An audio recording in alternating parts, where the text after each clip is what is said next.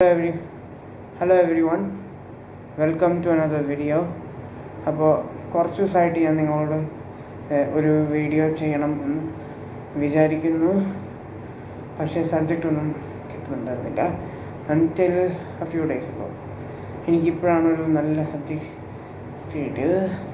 This is gonna B ഒരു കുറച്ച് നാളിന് ശേഷം ഒരു 2 ദിവസം മുന്നേ ഞാൻ കണ്ട ഒരു സിനിമയുടെ റിവ്യൂ ഞാൻ ചെയ്യുകയാണ്. ഒരു 2 റിവ്യൂ ഇതിന് മുന്നേ ഞാൻ ചെയ്തിട്ടുണ്ട്, അതിനുശേഷം ഇപ്പോഴാണ് ചെയ്യുന്നത്.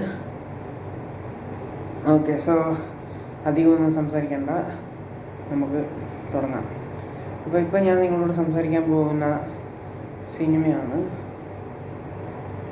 ARM, അജയൻ്റെ 2ാം വർഷം. എനിക്കറിയാം ഒരുപാട് പേര് ഇത് കണ്ടിട്ടുണ്ടാവും. ഇതിപ്പോൾ ഒരുപാട് ദിവസമായി, എനിക്കിപ്പോഴാണ് സൗകര്യം കിട്ടിയത്. ഓക്കെ, ഈ സിനിമയെക്കുറിച്ച് സംസാരിക്കുമ്പോൾ എനിക്ക് ആദ്യം അഭിനന്ദിക്കാനുള്ളത്, അല്ലെങ്കിൽ എനിക്ക് ആദ്യം എടുത്തു പറയാൻ തോന്നുന്നത് ഇതിൻ്റെ ഡയറക്ഷനാണ്. എൻ്റെ ദൈവമേ, ഒരു നല്ല രീതിയിലുള്ള ഡയറക്ഷനാണ്. ഐ മീൻ, ഈ ഡയറക്ടറിന് നന്നായിട്ട് അറിയാം ഡയറക്ടറിന് എന്താ വേണ്ടതെന്നുള്ളത്. Excuse me. അപ്പോൾ നമ്മൾ പറഞ്ഞു വന്നത്, ഡയറക്ടറിന് നന്നായിട്ട് അറിയാം ഡയറക്ടറിന് എന്താ വേണ്ടത്. അത് കറക്റ്റായിട്ട് ചോദിച്ച് വാങ്ങിച്ചിട്ടുണ്ട്. I keep forgetting his name. ഞാൻ ഓക്കെ, അപ്പോൾ I keep forgetting his name. Anyway, hats of to you man.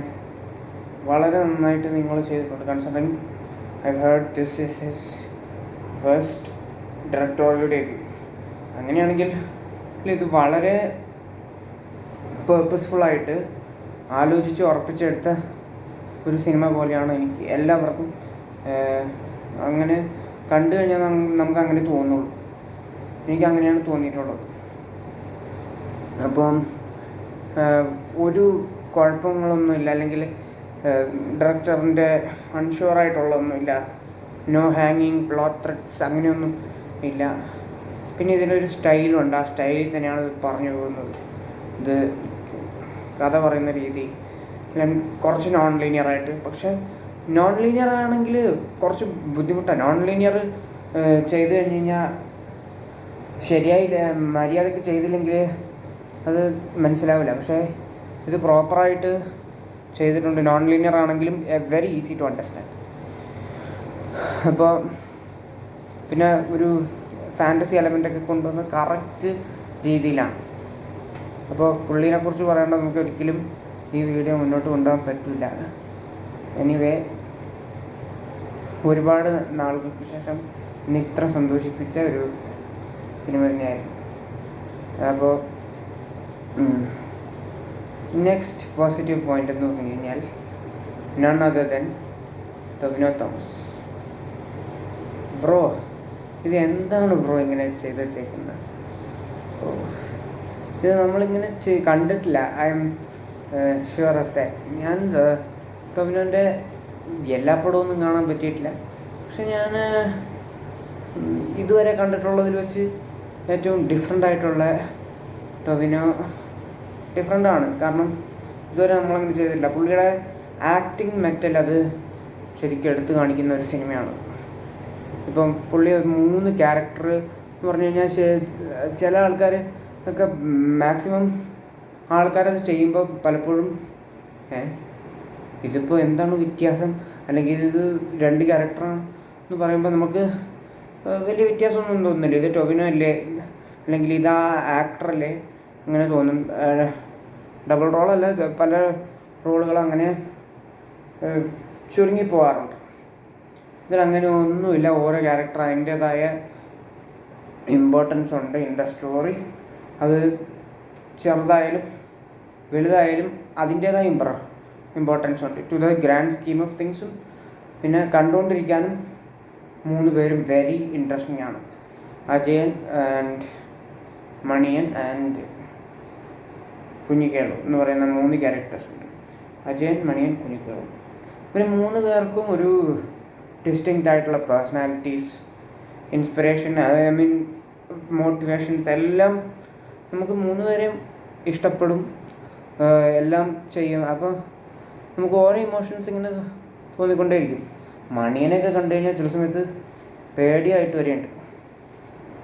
എന്നാലൊരു നമുക്ക് എപ്പോഴും ഒരു ആരാധന തോന്നുന്ന രീതിയിലാണ് കറക്റ്റായിട്ട് ക്യാരക്ടറൈസേഷൻ കൊടുത്ത് ക്യാരക്ടേഴ്സിനെ ഉണ്ടാക്കിയേക്കുന്നത്. അപ്പോൾ okay, so that is another positive. Tovino കഴിഞ്ഞ് കഴിഞ്ഞാൽ പിന്നെ എടുത്തു പറയേണ്ടത് ഇതിൻ്റെ ആർട്ട് ഡിസൈനും സെറ്റ് ഡിസൈനും ഒക്കെ എന്ന് പറഞ്ഞു കഴിഞ്ഞാൽ നമ്മൾ ആ ഒരു സ്ഥലം ഒരു കാലഘട്ടമൊക്കെ റീക്രിയേറ്റ് ചെയ്യുമ്പോൾ നമുക്കത് തോന്നണ്ടേ ഇതൊരു സ്ഥലമാണ്, ഇത് ശരിക്കും ഉണ്ടായിരുന്നൊരു സ്ഥലമാണ്, അങ്ങനെ തോന്നാനുള്ള കാര്യങ്ങളൊക്കെ ചെയ്തിട്ടുണ്ട്. വളരെ ഇൻട്രസ്റ്റിംഗ് ആയിട്ട് ഉള്ള, ഞാൻ നേരത്തെ പറഞ്ഞ പോലെ തന്നെ ഇത് ക്യാരക്ടേഴ്സിൻ്റെയും കൂടെ ഗുണമുണ്ട്. പക്ഷെ എന്നാലും കണ്ടു കഴിഞ്ഞാൽ തന്നെ നമുക്ക് തോന്നും, ഇത് സെറ്റിട്ടതാണ്, അങ്ങനെയൊന്നും നമുക്ക് തോന്നില്ല. നമ്മൾ ആ സ്ഥലത്തെക്കുറിച്ചും എല്ലാം കെയർ ചെയ്യാൻ തുടങ്ങുമ്പോൾ നമുക്കത് സിനിമയുടെ ഉള്ളിലേക്ക് കയറാൻ നമുക്ക് എളുപ്പത്തിൽ പറ്റും. അപ്പം ആർട്ട് ഡിസൈനും എല്ലാം നമ്മളെ സിനിമയിലേക്ക് കൊണ്ടുവരാൻ ഉപയോഗിക്കുന്ന ഒരു വളരെ നല്ല ടൂളാണ്. എല്ലാം കൂടെ ചേർത്ത് വെച്ചിട്ടാണ് ചെയ്യുന്നത്. അപ്പം അത് നന്നായിട്ടുണ്ട്. പിന്നെ എടുത്തു പറയേണ്ടത് മ്യൂസിക്കും BGMസും സോങ്സൊക്കെയാണ്. സോങ്സ് എന്ന് പറഞ്ഞു കഴിഞ്ഞാൽ നന്നായിട്ട് കേൾക്കാൻ രസമുള്ള ടൈപ്പ് സോങ്സാണ്. എന്ന് പറഞ്ഞു കഴിഞ്ഞാൽ ഓരോ ഇമോഷൻ കൺവേ ചെയ്യാൻ വേണ്ടിയിട്ട് ഇപ്പം ഓരോ സോങ്സ് ഉണ്ട്. അതായത് അത് ഏത് മൂഡിലുള്ള സോങ്ങാണ്, അത് എവിടെയാണോ വരുന്നത് എന്നുള്ളത് കറക്റ്റായിട്ട് പ്ലേസ് ചെയ്ത് നമുക്കൊരു തരത്തിലും അതവിടെ വേണ്ടായിരുന്നു കേട്ടോ, അല്ലെങ്കിൽ നന്നായിട്ട് പൊയ്ക്കൊണ്ടിരുന്നപ്പോൾ ഒരു പാട്ട് കൊണ്ടുവന്നിട്ടിട്ട് കുളമാക്കി എന്ന് പറയാം അതിനായിട്ട് ഒരു പഴുതുമില്ല. അവർ കറക്റ്റായിട്ട് ആലോചിച്ച് നമുക്ക് തെറ്റ് പറയാനൊരു പഴുത് കിട്ടില്ല. അപ്പോൾ അങ്ങനെ അതാണ് ഈ സോങ്സിൻ്റെ കാര്യത്തിലൊരു പോസിറ്റീവ്. പിന്നെ BGMൻ്റെ കാര്യത്തിലാണ് വേറൊരു നല്ലൊരു ഡിസിഷൻ ദാറ്റ് ദേ മെയ്ഡ്. കാരണം BGMസും കേൾക്കുമ്പോൾ വളരെ ഭംഗിയായിട്ടുണ്ട്. പക്ഷേ BGMs സാധാരണ ഞാൻ ഒരുപാട് കണ്ടിട്ടുണ്ട്. അതായത് സാധാരണ മോസ്റ്റ് മൂവീസിൽ BGM ഇങ്ങനെ കുറച്ച് കൂടുതൽ മുഴച്ച് നിൽക്കും. അത് ഇപ്പം മാസ് BGMs ഒക്കെ ചെയ്യുമ്പോൾ കൂടുതൽ ഇൻസ്ട്രുമെൻ്റലായിട്ട് കുറച്ച് ഓർത്തിരിക്കാൻ വേണ്ടിയിട്ട് കുറച്ച് കാര്യങ്ങളൊക്കെ അവർ കയറ്റിയിട്ട് അത് വളരെ മെമ്മറബിളാക്കും മ്യൂസിക്. ക്യാരക്ടറും ചില സമയത്ത് അതിനോട് ഒത്തുപോകാറുണ്ട്. മോസ്റ്റ് നല്ല മാസ് മൂവീസിൽ ഇങ്ങനെ നല്ല മെമ്മറബിളായിട്ടുള്ള BGM ഉണ്ടായിട്ടുണ്ട്, നല്ലതായിട്ടുള്ള മാസ് ക്യാരക്ടേഴ്സും ഉണ്ടായിട്ടുണ്ട്. പക്ഷേ most of the time characters ചെയ്യുന്നത് വളരെ ജനറിക് ആയിട്ടുള്ള ഹീറോയിക് മാസ് സ്റ്റഫ് ആയിരിക്കും. പക്ഷേ അവർ BGMസിലൂടെയും ഒക്കെയാണ് ഒരു ഡിഫറൻസ് കൊണ്ടുവരാൻ നോക്കുന്നത്. ഞാൻ ഈ സിനിമ കണ്ടതിന് ശേഷമാണ് ഞാൻ ഇൻ്റർനെറ്റിൽ കഴിഞ്ഞ ദിവസം കൽക്കിയുടെ സിനിമ കണ്ടത്. കൽക്കി പുതിയതല്ല, പഴയ ടൊവിനോൻ്റെ കൽക്കി. അതിൻ്റെ അകത്തും ഇതിൻ്റെ ഒരു എക്സാമ്പിളുണ്ട്. അതിൻ്റെ BGM എന്ന് പറഞ്ഞു കഴിഞ്ഞാൽ അത്യാവശ്യം നന്നായിട്ട് പ്രാണാർത്ഥം കലിയുദ്ധം എന്നൊക്കെ പറഞ്ഞ് വലിയ കാര്യമായിട്ട് എന്തൊക്കെയോ ആളിക്കത്തും സംഹാരം കൽക്കി എന്നൊക്കെ പറഞ്ഞിട്ട് വരുന്നൊരു നല്ല BGMമാണ്. പക്ഷേ അത് സിനിമ കണ്ടു കഴിയുമ്പോഴത്തേക്കും പല സീക്വൻസുകളിലും പല പുള്ളിക്ക് കിട്ടിയാൽ നന്നായിട്ട് ചെയ്തിട്ടുണ്ട്. പക്ഷെ ഒരു ദ്വരസിംഹമാണത്. ഞാൻ ഈ സിനിമയെ കുറിച്ചല്ല കേട്ടോ പറയാം, ഒരവസരം കിട്ടിയപ്പോൾ ആ സിനിമയെക്കുറിച്ച് പറഞ്ഞാണ്.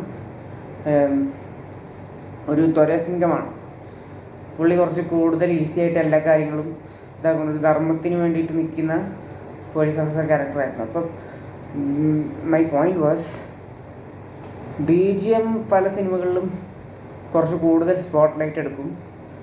BGM കുറച്ചുകൂടെ കൂടുതൽ മെമ്മറബിൾ ആയിരിക്കും.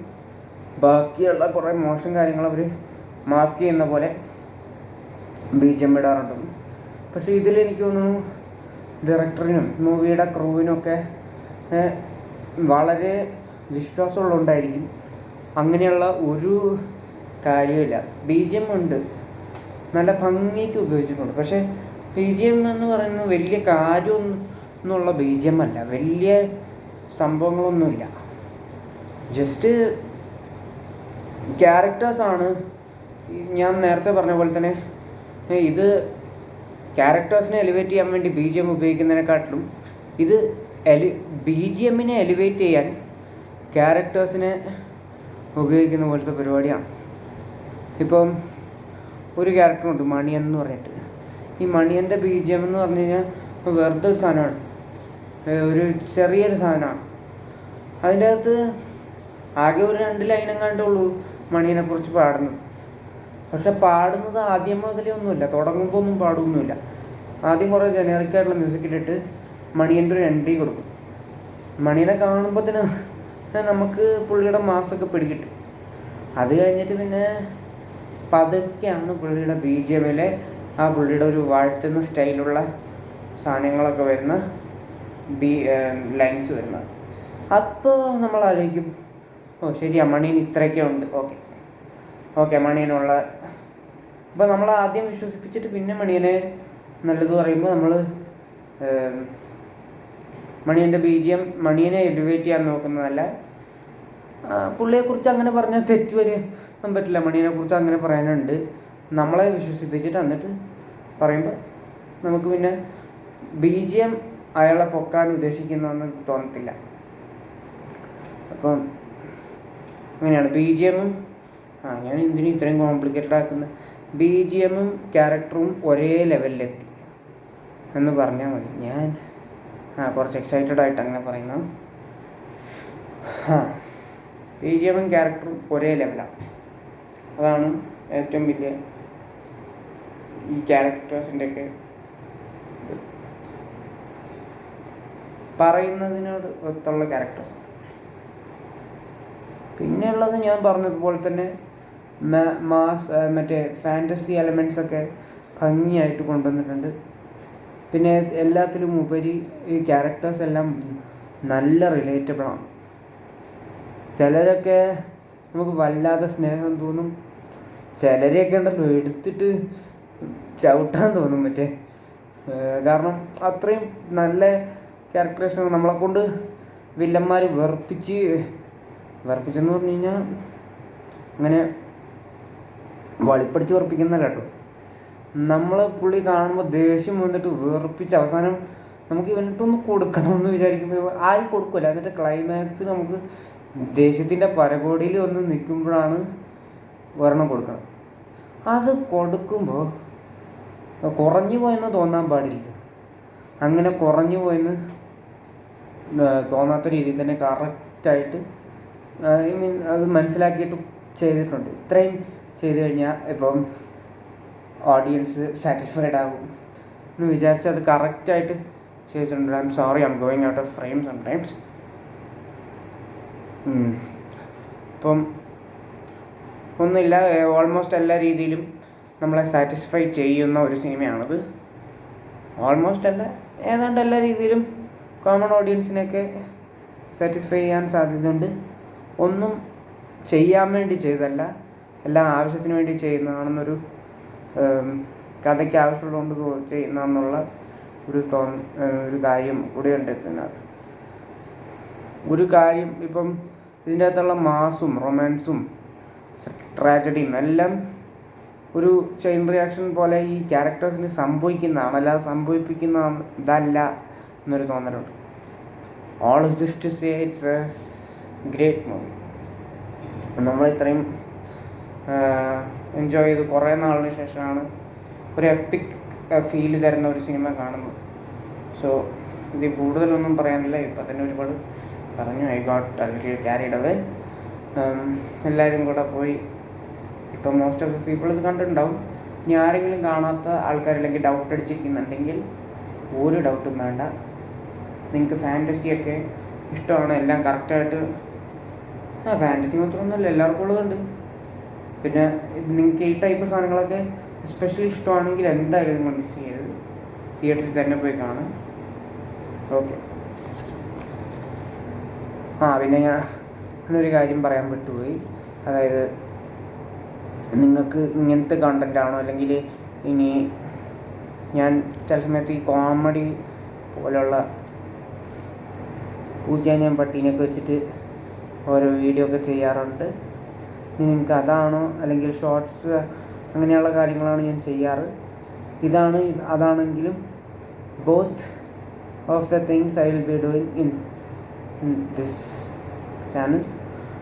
അതുപോലത്തെ കണ്ടൻ്റാണ് എങ്കിൽ അതും വരുന്നുണ്ട്, അതാണ് കൂടുതൽ വരുന്നത്. ഇനി നിങ്ങൾക്ക് റിവ്യൂ വീഡിയോസ് ഇഷ്ടമാണെങ്കിൽ ലീവ് കമൻറ്റ്, ലൈക്ക്, സബ്സ്ക്രൈബ്.